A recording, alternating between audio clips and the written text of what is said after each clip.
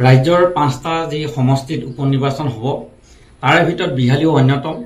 আমি অন্যান্য সমষ্টিটো যেনেকৈ কংগ্ৰেছৰ তৎপৰতা আপোনালোকে দেখিব পাইছে, আৰু বিহালীতো আমাৰ যিকেইজন নেতাই টিকেটৰ আশা কৰিছে সকলোৱে তেওঁলোকে নিজৰ নিজৰ কামত নামি পৰিছে।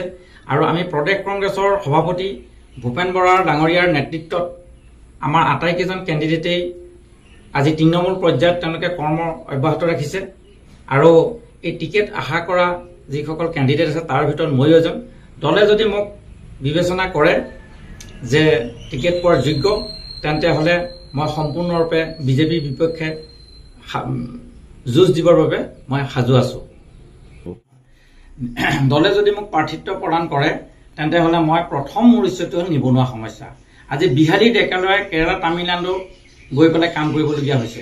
আজি ইয়াত কোনো সংস্থাপন নাই, আৰু বিশেষকৈ আমাৰ এডুকেশ্যন ছিষ্টেমটোতো আমাৰ যথেষ্ট আসুৱাহ আছে, যাৰ ফলত আমাৰ বৃত্তিগত শিক্ষা আমাৰ যুৱকসকলে নাপায়, আৰু যাৰ কাৰণে আমাৰ আধুনিক যুগৰ লগত খাপ খোৱা তেওঁলোকৰ শিক্ষা হোৱা নাই।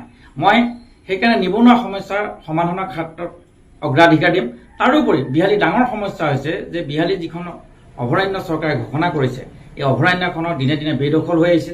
তাৰোপৰি গৰাখহনীয়া সমস্যা, কিছু পৰিমাণে হ'লেও আমাৰ বিহালীত বানপানীৰ সমস্যা, এনেধৰণে এবোৰিটা সমস্যা আছে। গতিকে মোৰ মেইন সমস্যা এইখিনিয়ে প্ৰথম সমাধান কৰাৰ কাৰণে মই আগবাঢ়িম।